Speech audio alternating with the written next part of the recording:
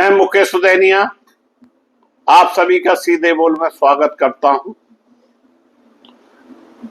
दोस्तों, देश में माहौल ऐसा बनाया जा रहा है मानो सबसे बड़ी उपलब्धि मिल गई। टीवी स्टूडियो में बहस हो रही है, आईटी सेल पोस्ट कर रहा है या डाली जा रही है, समर्थक जश्न मना रहे हैं। प्रधानमंत्री नरेंद्र मोदी ने लंबे कार्यकाल के मामले में जवाहरलाल नेहरू के रिकॉर्ड की बराबरी कर ली या उसे पार कर ली। ऐसी कौन सी बहुत बड़ी उपलब्धि है जिसमें जश्न मनाया जा रहा है? लेकिन सवाल, क्या देश केवल रिकॉर्ड से चलता है? ओमान में अमेरिकी हमले में 3 भारतीय नागरिकों की मौत हो गई। देश के जवान शहीद होते हैं, सीमा पर तनाव की खबरें आती हैं, लेकिन इन मुद्दों पर कितनी चर्चा होनी चाहिए उतनी दिखाई नहीं देती। यानी यह मुद्दा बड़ा नहीं है, इस पर चर्चाएं नहीं होती हैं। चर्चाएं होती हैं कि देश के प्रधानमंत्री नरेंद्र मोदी जी ने जवाहरलाल नेहरू का रिकॉर्ड तोड़ दिया। क्या गजब की बात है। आज सत्ता समर्थक बता रहे हैं कि नेहरू का रिकॉर्ड टूट गया, लेकिन क्या जनता को यह भी बताना चाहिए कि नेहरू 1947 से ही देश के प्रधानमंत्री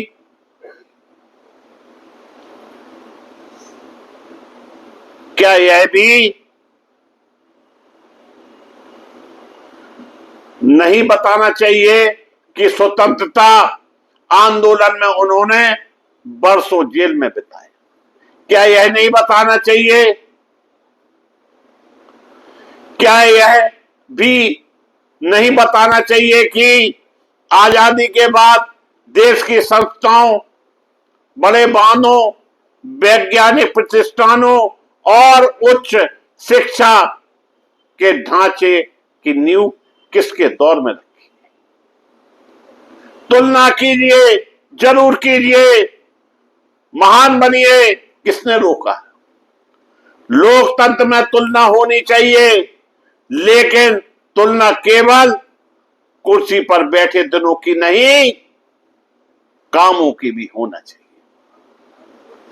देश पूछ रहा है 12 वर्षों में बेरोजगारी का क्या हुआ, किसानों की आय पर क्या हुआ, शिक्षा स्वास्थ्य की स्थिति क्या है, सरकारी संस्थाओं पर जनता का भरोसा कितना बड़ा है।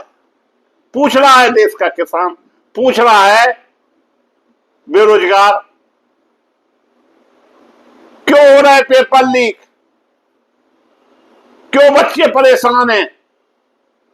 सिर्फ झंडे में डंडा लगाने के लिए बच्चे पढ़ लिख रहे हैं क्या देश में? यह बताएं हमारे देश के प्रधानमंत्री। उत्तर अमेरिका के राष्ट्रपति डोनाल्ड ट्रंप यह दावा करते कि उन्होंने भारत और पाकिस्तान के बीच तनाव कम कराने में भूमिका निभाई। भारत में सत्ता समर्थन इसे अपनी कूटनीति जीत बताती। वहीं विपक्ष सवाल उठाता है कि अगर भारत ना मजबूत है तो फिर विदेशी नेताओं के ऐसे बयानों पर सरकार की ओर से और अधिक स्पष्ट जवाब क्यों नहीं आता? कभी हमारे देश के प्रधानमंत्री ने संसद में कहा हो कि डोनाल्ड ट्रंप झूठ बोल रहा है, तो मैं दावे से कहता हूं मैं जीवन भर के लिए पत्रकारिता छोड़ दूंगा।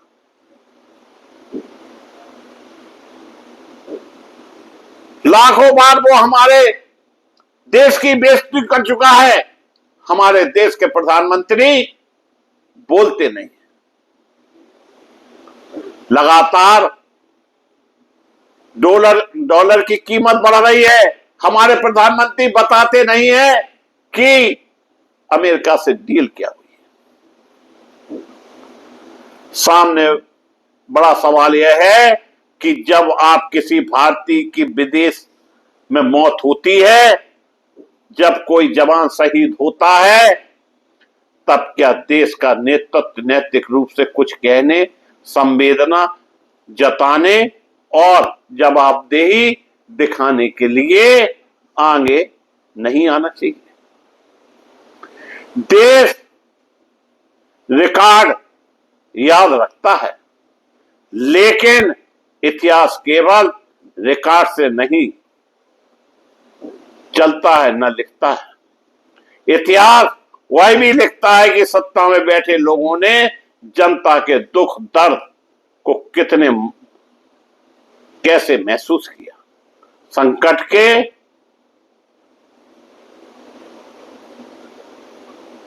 में कितनी जिम्मेदारी निभाई और संकट में उसका कितना साथ दिया।